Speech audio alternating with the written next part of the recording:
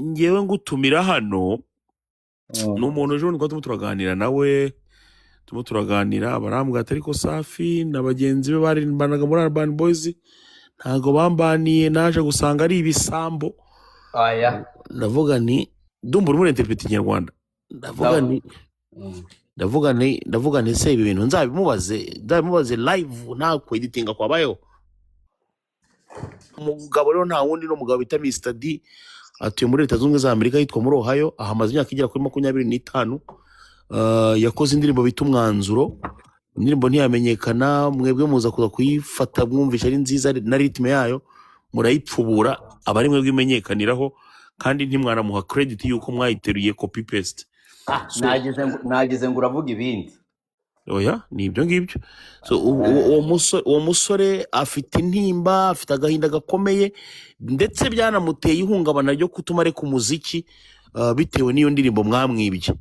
Safi ibyo bintu nta n'umunsi wari mwe numva bisobanuraho, ko niwe navuga ngo wari headinze Urban Boys itararangira.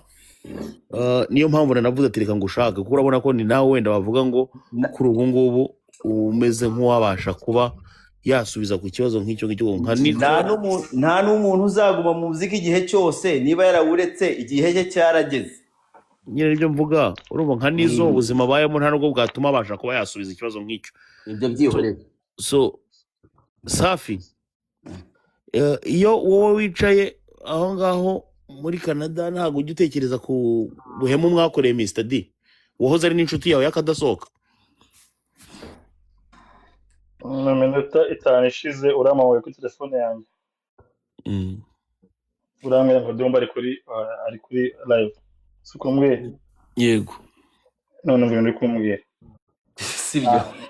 Ntabwo ushobotse. Kandi Domba akomeje ku intervena. Ntabwo ushobotse. Ariko no si indirimbo si hari genda playing indirimbo bita Umwanzuro ya Mr D. Copy paste.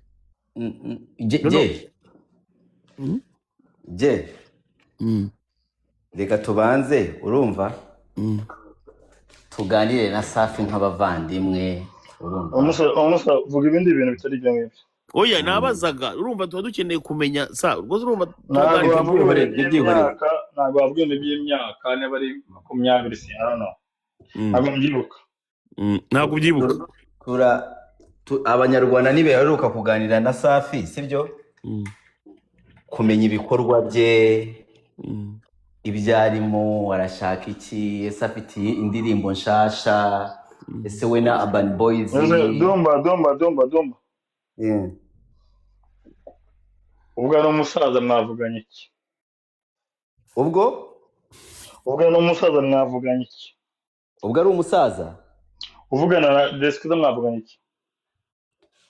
Tugane na Deskiza twavuganye, ayavuze ati reka mpamagare Safi Madiba twumve uko ameze. Ndamubwira ati muhamagare. Ngenda guhumeka ariko guhumeka urahumeka uri na muzima cyane. Icyambere kana mpamvu wanatwitabye. Ntabwo bizi ko muhumeka.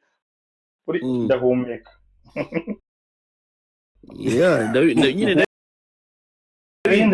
ibindi rero uzana ibintu bya kera ntago mbyibuka mwana ma. Kubera gatama se cyangwa kubera wenda ko nyine uratangiye kwere. Cyangwa wenda kuba kutaganira ku buhemu nyine mwakoreye umuntu. Oya je. Ibyo bintu byihoreye. Data Safi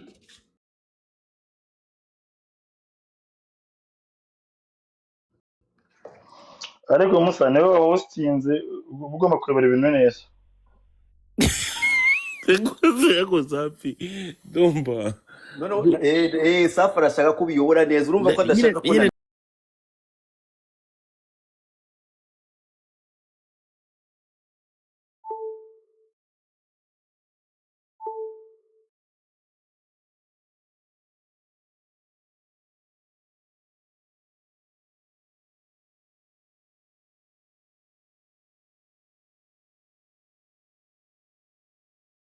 kuganira tumenye ngo nibura wowe basi wowe vuga uti urashaka umuntu turi kuganira nawe amafaranga, afite capacité intellectuelle ingana gute wowe banza umbwire ngo banza umbwire icyo ushaka menye.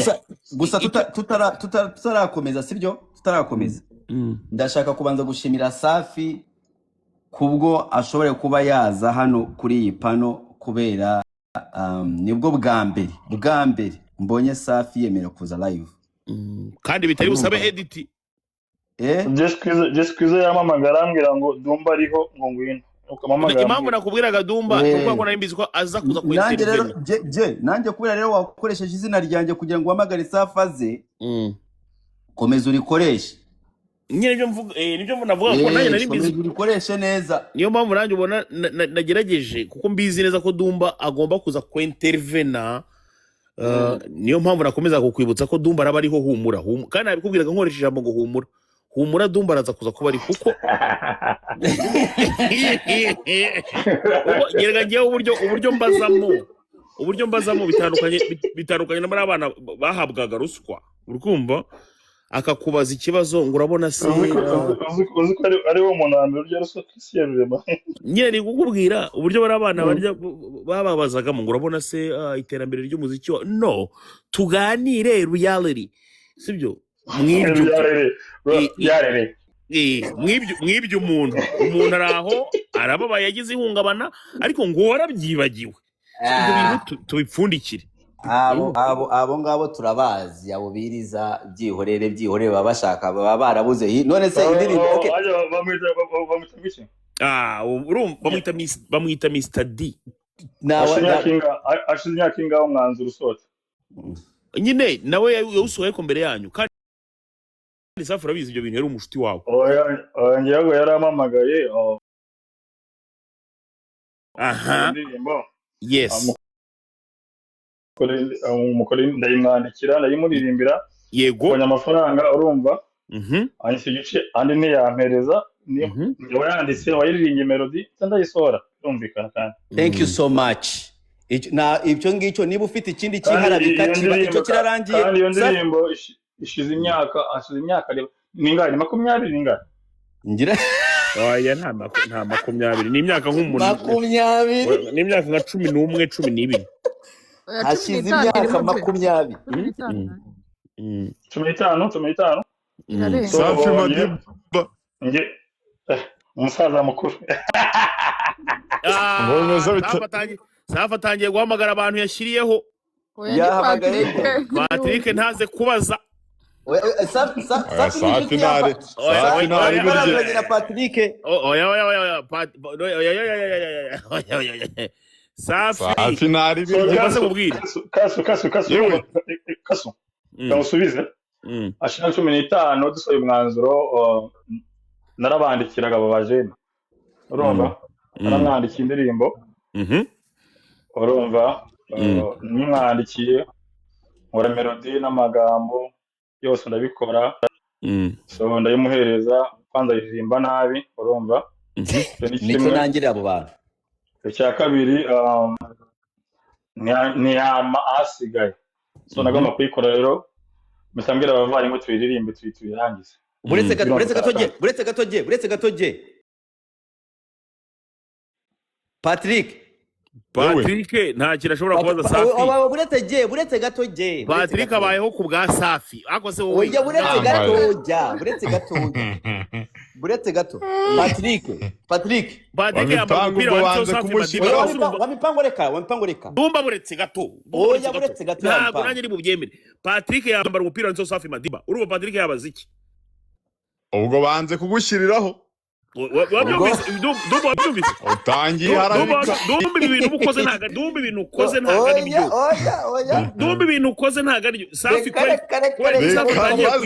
kubera iki Safi atangiye kwibuka ari uko Patrick ahageze hama hamwe Dumba buretse gato reka mbaze Patrick hama hamwe Patrick oya ntabwo nari nabyibagiwe ahubwo nuko nagira ngo utanshyira muri ya gahunda njya nkumva wa mugabo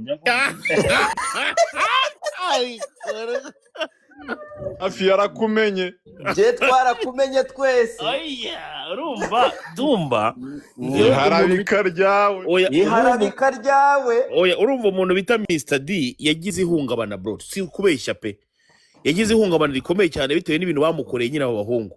Safi yajyaga byuka nta kintu cyabaye nagusobanurira ahubwo tujye kwindi topic duhindura Illegal network twageze muri bya bintu byawe tubirimo ni ukuvuga ngo ikindi kintu nagira ngo mbaze Safi ni iki ngiki. Buretse gatoya ndangize question yanjye maze nyibaze Patrick. nk'umuntu wambara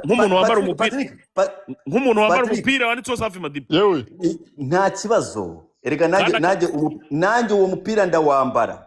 Ngaho da gusa urumva Nanjye uwo mupira ndawambara. abahungu mugume muri commentaire Baguma muri ariko commentaire. je ibyo bintu byawe byo guharabika umuntu utagushyiriyeho ugira ubireke. abahungu bagume muri commentaire.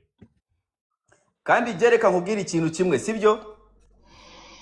Ba Safi Madiba ni wamurenganya, ntabwo bakoze umuziki urimo ruswa.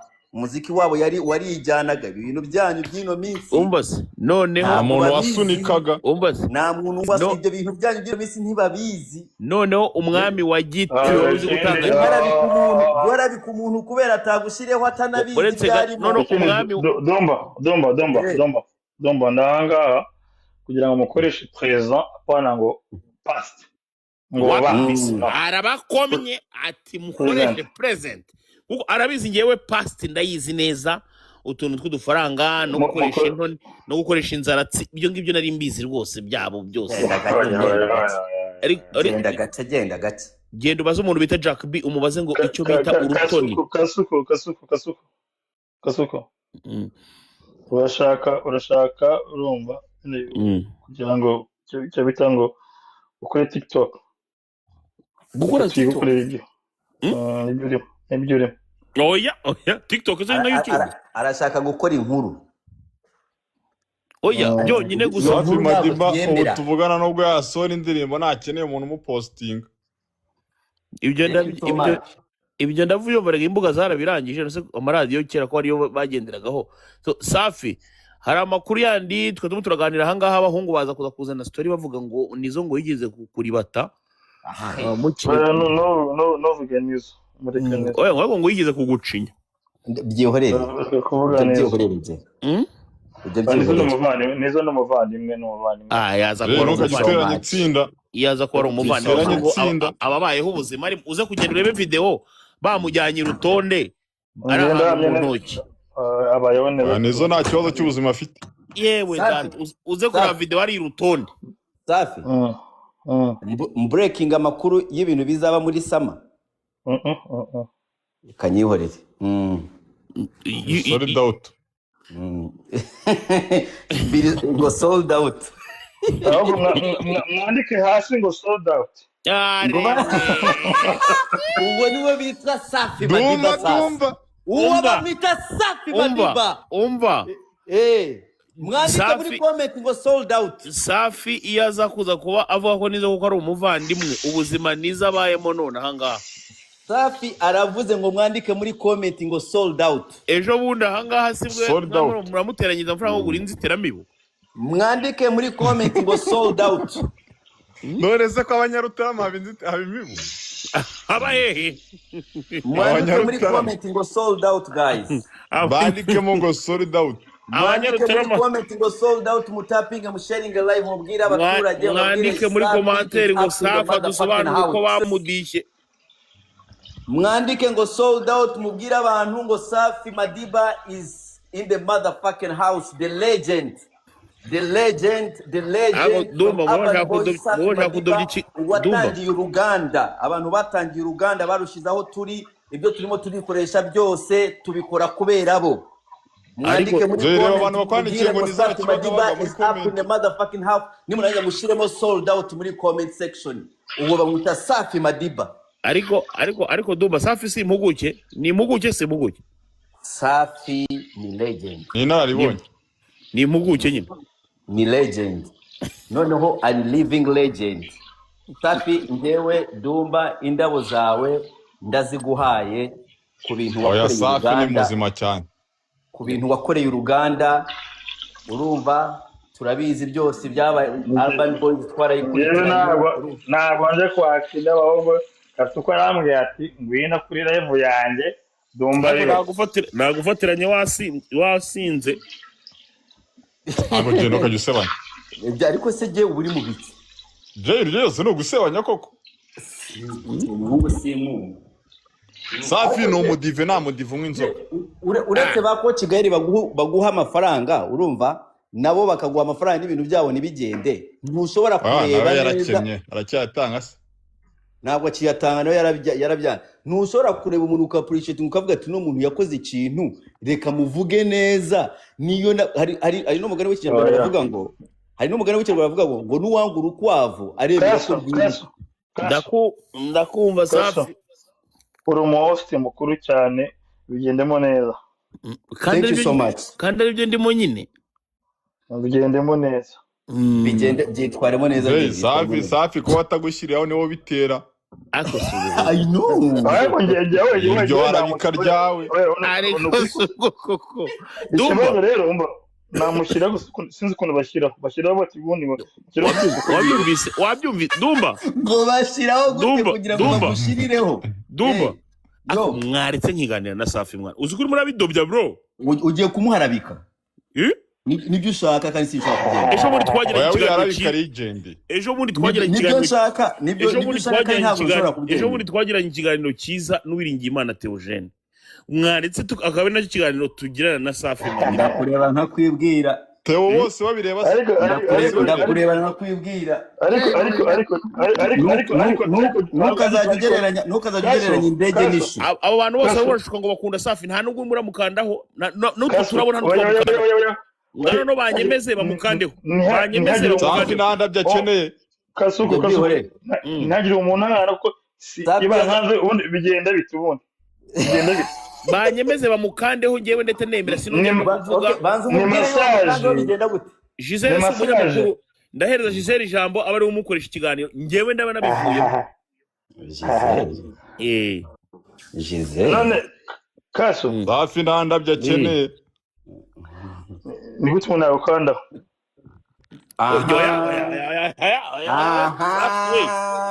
byihorere dore cyane witwa Mande niwe disi upfuye isoni akaza akakanda uturabo sha mukabyaramo Safi arakubaza ibintu byaraye ntabwo Safi abikunda namukandaho ngewe namukandaho vrema icyo mukanda umukandiki ni massage nibi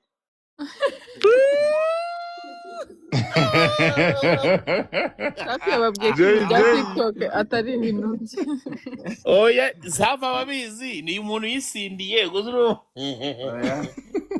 Canada menya iki oya shaje Jay harabika ryawe reka ibintu byararika mani bazi ibibazo bizima abantu bazatangira kudufata batazajya twese nkawe man azadufata nk'abantu batari seriye Dumba ndimo ndashaka kujya kuvuga guhita witira kaso nkuko bikubwiye uri kwangiriza inshuti zawe ibyo ntabwo Jay wavuga ibindi by'ubusinzi ukabireka kuko se mbimwambuye nta mudivu nk'inzoga ariko je ukuntu turi kuganira na Safi umuntu wese ujajinga arabyumva ko Safi ameze neza turi kuganira ari soba Gisele nawe none si hari inzoga uri kumwumva na Padri arimo aranubaha ari kuganira nka nakubaha man arimo arakubaha abatunguye koko Dumba arimo areintervene Dumba urimo arasobanura ikinyarwanda Safi ni umunyarwanda arimo aravuga ikinyarwanda mwaretse ku intervene arimo arasemura ikinyarwanda yigo man oya ariko nyine namwe nishinje umuntu usinzi kandi na ibi kutajya ubikora uri kumwe n'imandwa yawe Bruce Melody ibi ko ntaramubona ubimukora urumva adahise aceceka se ahise aceceka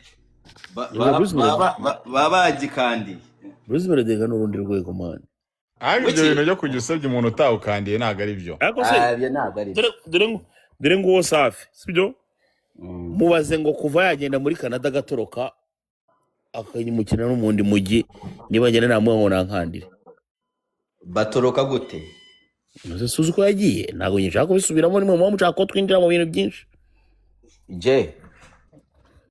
je Safi ibyo bintu byose ushaka kumuvugaho abanyarwanda byose barabizi turabizi erega ibintu bya Safi byose byabaye ku mugaragaro nta muntu utabizi rero nubisubiremo Kasoko unakire telefone yawe urambwira uti Safi ngene kuri level yanjye urumva ndumva ariho ni tube twiganirira none rero Safi nta nubwo ibintu by'ibirayiva bikunda hano ni zero mistake no edit nibwo bwa mbere Safi agiye kuri uzuko kasu yo bwa mbere ngiye kuri live ngiye Simon thank you nibwo bwa mbere Safi agiye kuri live dore urashaka kugira ngo umwakirize ibyo bintu byawe mana oga Kazuko wasabye amafaranga ukava muri ibi thank you so much Patrick ibyo bintu none se Dumba bagiye bamushyira ariko n'indashima Dumba amba Kasuko yego sa ndanga kugira ngo baguha amafaranga yose ayo bakama yose baguhereze be ntanze ruswa ya mbere na mbere kugira ngo ntuzongere kumvuga nabi erega gese Safi wowe uri muri foto ndagusabye ngo umva turimo turaganira Dumba ka intervene ngewe ndasabye uva ngaha byane ariko nje kuri YouTube ntwaye modoka nkumva ngo indege niba ari indege niba ari utasinze ariko utasinze yawe ndakubrotse ariko je nago Safi yanyweye inzoga ushobora gutakaza pabrotse je kandi ari kuri live barakubroka we cyakora byo nyine muganira ibyo usinze je umureke ntareka nawe ariko je ko nkongo hano ibya video mukanya je kwandika ngo Safi aje yasinze